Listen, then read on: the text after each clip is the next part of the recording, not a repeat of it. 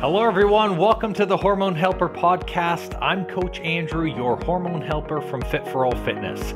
I personally coach over 1,600 men and women to help better understand their hormones so they can lose weight and get their metabolism back on track. With this podcast, you're going to hear from me and my special guests about everything from metabolism to thyroid to weight loss. And we even talk a little bit of sexy time as we chat to spread more knowledge thick like butter on your hormones. If you're ready to learn, I'm ready to share, so let's do this. Hello, everybody. Welcome back to the podcast. Super pumped to have everyone on. Today's podcast is going to be something a little different. I know through the Hormone Helper podcast, my initial goal with this was really just to talk about hormones, health, anything to do with health.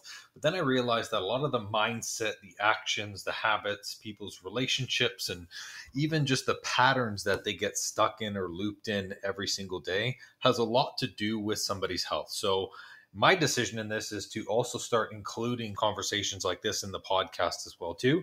We're going to talk about a lot about imperfect action and actually taking action today, because I find that this is a really big sticking point with a lot of clients who come to us, as well as I see this repeatedly coming up in my life of business, in my life of friendships, and I really want to address it. So going into this, I want to lay out an example that literally just happened today, because the way that it was affected through a business connection and the way that I ended up having to communicate this to someone else really ended up affecting me more than it probably should have. So the example goes like this. Essentially, I did a business presentation and I had a test that I had given to everyone. There's about 28 people, I can't remember, in our business group. And essentially, when I gave this test was to show and elicit something that's called helpless learning. So a lot of my clients, they exhibit helpless learning where they fail repeated times. And because they fail repeated times, what ends up happening is each time they fail, it gives them a significantly higher chance of failing in their weight loss journey or in their health journey again. This can be found literally in every aspect of life. Like if you have a kid do sports and they're always coming in last, they just perform poorer and poorer, versus the child who maybe runs their first race, gets a first place medal, and then continues to go on and continues to succeed. When you succeed and keep succeeding back to back to back, you are on a fast track and you see a lot more expedited results than someone who is failed 3, 4, 5 times and is now in this headspace and mindset that they're now going to fail repeatedly over and over again. So this example that I put out for my business colleagues was really about showing them what helpless learning is and how our clients experience it. So essentially, I gave out of the 25 people that were there, I gave 20 people a test that was solvable. So all of the answers, they actually were able to solve the questions. And then I randomly selected 5 people and I made that test not solvable. So regardless of how they tried to look at those questions, there was no way that they could get an answer to those questions. So the intention was, after the fact, after we went through the exercise, to ask the people who repeatedly failed each question how they felt. And then to ask them how they felt the fact that every other person got the question right, but they didn't. And see, a lot of times for our health, that's exactly what happens. It's what happens with other coaching programs. It's what happens when you're seeing a lot of people's success and results on Instagram. You get to this point where you're seeing someone do a diet and it helps with their weight. You're seeing someone make a nutrition habit or change their routine and they are seeing results. Now, they claim that that answer is the answer for the problem because it worked for them. When you go and you take that answer and you try to apply it for yourself, it might not be the answer for you. So what ends up happening is it doesn't work and then you get discouraged. So through this example that I was showing my business colleagues was really about being able to show the people who failed that this is how you feel and this is how my clients feel through the process. The reason why I'm bringing up this example is Going through the example as I was asking who got question one right, knowing that there were 5 people in the group who there was no way that they could have the question right. Lo and behold, I saw 4 out of the 5 hands raise, which means one of 2 things. One, they could have been really embarrassed and maybe they just didn't want to be that person who got it wrong. So they fibbed a little bit. Not a big deal. It's not a problem. Or 2, they weren't willing to participate and they weren't willing to apply action. They weren't willing to take action to actually put effort to doing something so small as a part of a presentation. Either way, when I look at those 2 things, I see those 2 things that appear in their life as an exact result of who they are. And I caution a lot of our clients about this because it's very, very, very important that your actions are in alignment and match what you are trying to do and what you want to do. Because I can look at those 4 people and I can make the assumption that they lied and never do business with them again. If they are willing to lie on a test that really has no relevance, makes no sense, is not going to change anyone's life, if they're willing to lie there, or they're willing to lie to the people that I refer them, to maybe friends or family members, this is how I think. At the highest level, I even think of this for myself as well too. So if I'm the type of person that tells people that I get up early, but I'm getting up at 10 a.m., that's lying. And I could tell all of my clients and say, you need to get up early every single day and tell that till I'm blue in the face. If I'm not prepared to do those things, and if I'm not doing those things, I'm being disingenuous with my message. And also, I'm leading people astray because my actions don't match who I am. And that's why it's so important that everything that you say you're going to do, you do. The second part is, what if someone didn't want to participate? This goes along with the helpless learning part of this. Whenever someone comes to us and they're struggling with their hormones, they're struggling with their metabolism, I ask them what they have tried. I ask them what they tried for a multitude of reasons. One, I want to see what hasn't worked. I want to see what they've been willing to do on their own. And I want to see what about it didn't work for them. Because maybe the tool was right. Maybe the diet was right, but it wasn't realistic for their lifestyle, or it was too hard for somebody to maintain, or maybe it was set in a way where it was very negative and it gave them a very negative mindset. There's a lot of reasons why things for your health can fail. So I like to figure out those things. The second thing as well too is I want to see at what point did someone give up. So usually when clients come to us, they've tried at least 4 to 5 times on their own. So everyone tries a diet by themselves. They all try to either like join a gym or to start working out. And then if those things don't work, they'll either resort to 1 or 2 more things. They'll go and see a naturopathic doctor, or they'll go to their doctor and they might be prescribed a medication to either help balance their hormones or help with their weight. So once they've tried those 4 or 5 things, it's not that they can't try other stuff. It's not that they can't keep trying diets or that they can't keep doing all of these nutrition changes. They can. They just no longer have the willpower, the gas, or the mental headspace to be able to say to themselves, I actually can do this. And people get in helpless learning cycles all the time where you start a new job and the first week at the new job, you're slow. So you go through the rest of your career saying, I'm just slower than everyone else. When the reality is it's only because you were not successful or you didn't do those things the best way the first time. That's what gets stuck into your mind over and over again. We think if I failed at this before, I'll fail again. If I fell down, the risk of falling down happens. We even see this in children. So speaking of falling down, which is great, when you look at young kids are absolutely fearless. Kids will climb trees, they'll climb rocks, they'll throw things, they'll put their hands in places. But where does the fear happen? The fear happens when a child gets hurt or when it sees the reaction of someone else. So a kid can go his entire life climbing a tree, not have a single problem in the world. There's no fear, there's no concern of failure, because every time they climbed a tree, nothing happened.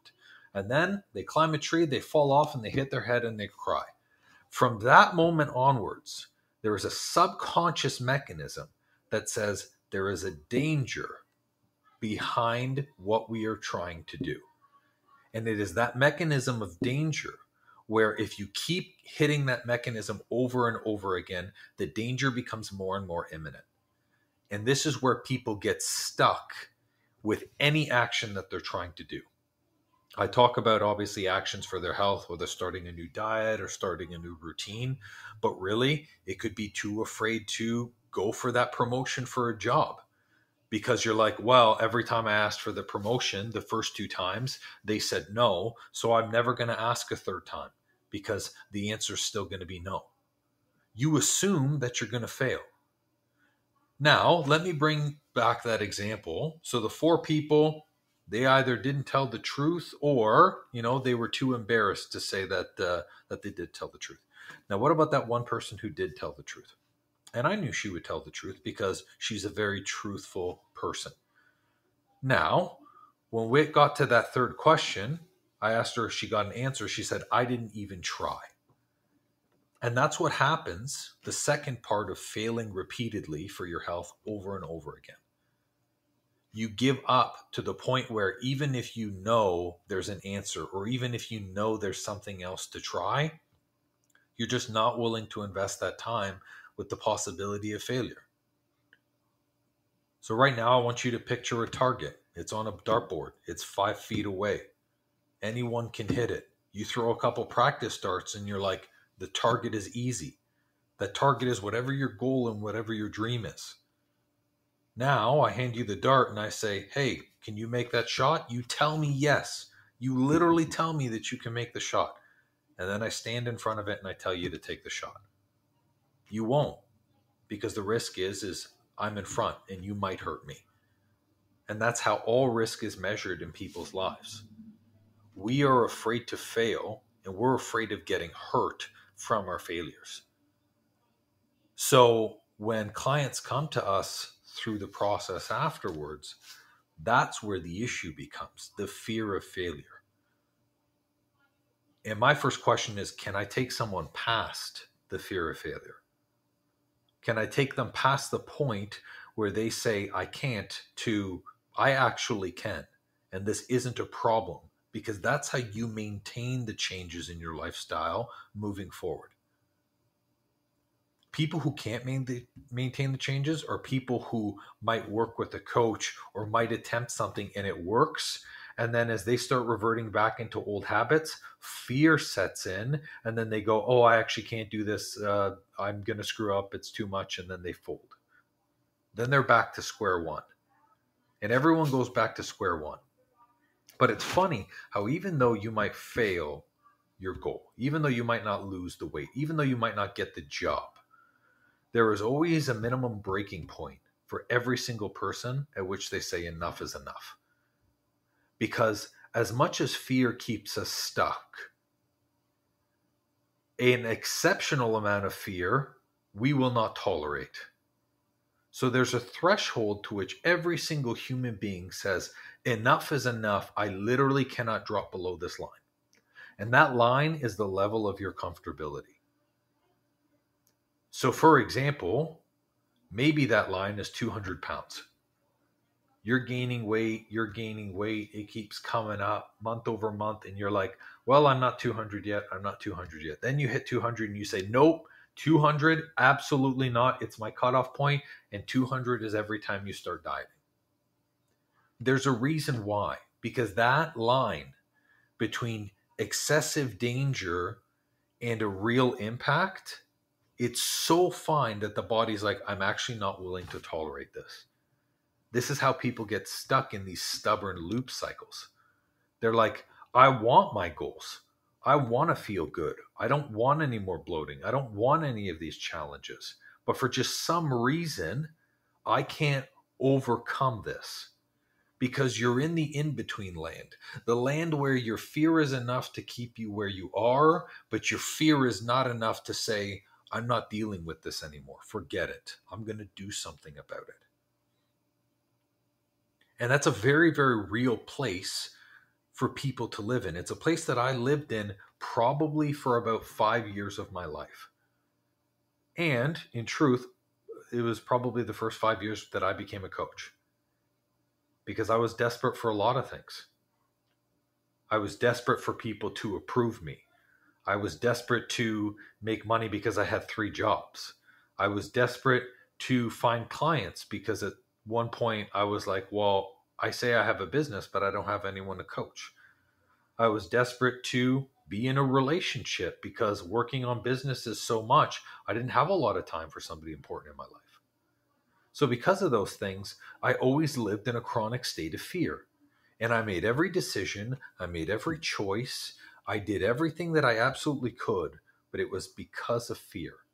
And anytime you make a decision for your health, anytime you make a decision for yourself that is fear-based, you will always self-sabotage and you will always revert back to where it was. And that's because fear is that thing that prevents you from growing. Now, sure, I'm not saying you're going to eliminate fear from your life. Sure, you're going to have fear as a part of your life, but you cannot allow fear to prevent you from taking new actions. You have to be relentless in your search of progress, not just for your health, but also for yourself. For example, now that I have a successful coaching business, I'm not just going to stop learning. I'm not just going to stop getting support or stop seeking the advice of business coaches. I do that stuff because I want to continue to grow. I want to continue to put myself in levels of uncomfortability so that way I can learn and be better than I was before.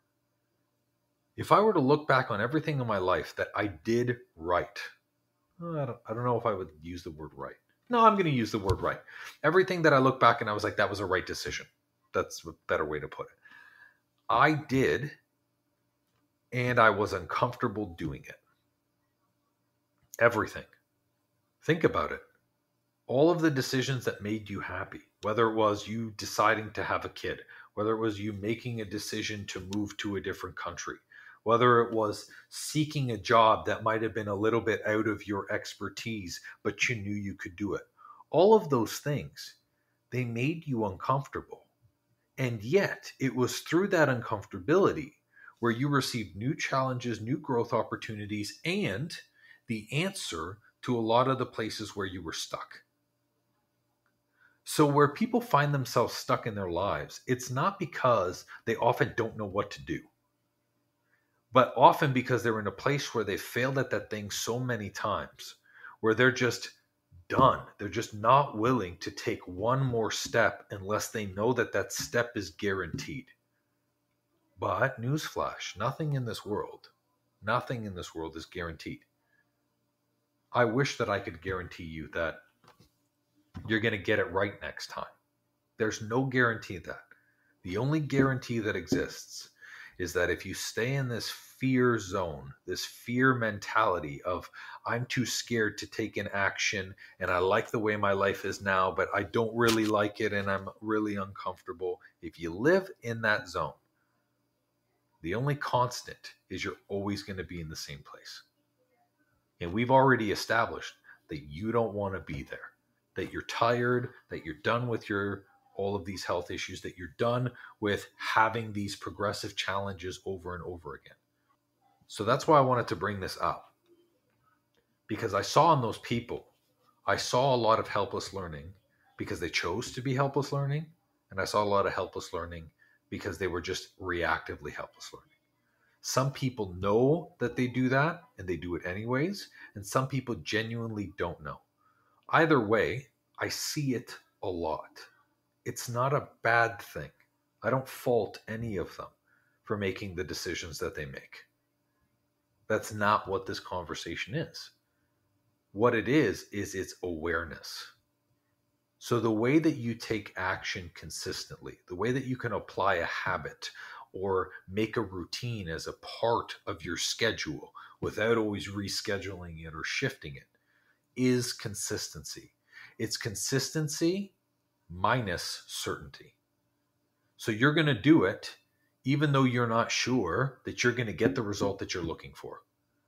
So when I started waking up at 4 a.m., and me and my wife wake up at 4 a.m. now, when I did it, the first 3 weeks was terrible, awful. I was tired. It sucked. I was like, why am I doing this? I really didn't need to do this because being a coach, I can do my workouts in the evening. I could do it in the middle of the day if I wanted to. There were a lot of reasons why I didn't have to do it. I didn't have to wake up at that time. And I could have chose every single day to do that action or to not do that action. But what I trusted was the end vision and my end goal of what waking up at 4 a.m. represented to me. And that end goal was I would be able to have 3 hours before my entire day started to work on myself, to work on me, to prioritize my day so I could finish 10 times earlier than everyone else.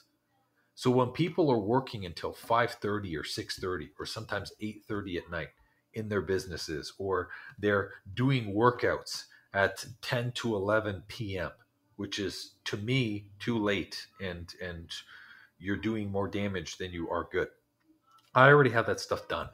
I don't have to worry about that. My workout is done. Like I wake up at 4 to 4:30, I eat. 4:30 to 5:30, I wake up or I work out.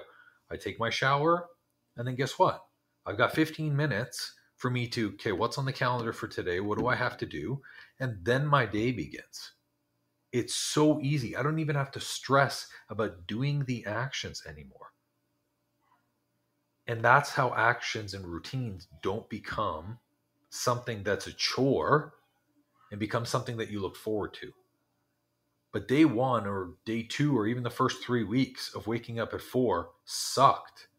I was like, this makes no sense right now. But the end Andrew, the higher Andrew, the one who is where I know that I can be, said you need to trust in the process.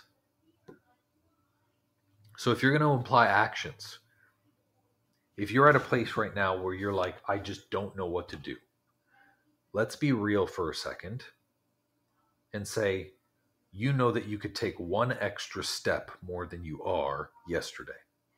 So what is that one extra step going to be? Maybe you don't know the full solution, but maybe you know that you could be doing more. Maybe you know for a fact that you have the time. Maybe you know that you're avoiding specific actions or that you're not willing to make certain changes for the routine. Maybe you simply know that the next step is you need to seek support. All of those things are positive. It means acknowledgement. I'm going to leave you guys with a saying for this podcast. Your actions speak loud and proud to who you are. So if you're going to say you're going to do something, do it. Not for anyone else. Not for the people you said you were going to do it for, but for you because you're a person of your word. Condition your friends to do that. Condition your colleagues to do that. Condition the people you work with in business to do that. And condition yourself to be that way. Because everything becomes very, very simple. Not easy. Everything becomes simple. And you start getting clarity on what action steps you actually need to take each and every day. Well, it seems I'm all out of info juice for today. That's all for this episode. And thank you so much for listening. Please leave a raving review for me if you've learned something good, and make sure to subscribe to the podcast so you don't miss an episode. Now, if you're in the mood for some more great content and tools to get your hormones on track, why not check out our free Facebook group and the blog on our site? We do amazing weekly trainings in our group that me and my wife call Tea and Teachings that give good tips for anything hormones and metabolism related. It's also a great community where you get to share your goals and success with like-minded people just like you. I'll make sure to drop both the Facebook group link and the blog link in the show notes for you. Or if you're ambitious like me, the name of the group is Weight Loss and Balanced Hormones. It'll say Fit for All beside it with a picture of me. So come and join us and have more fun.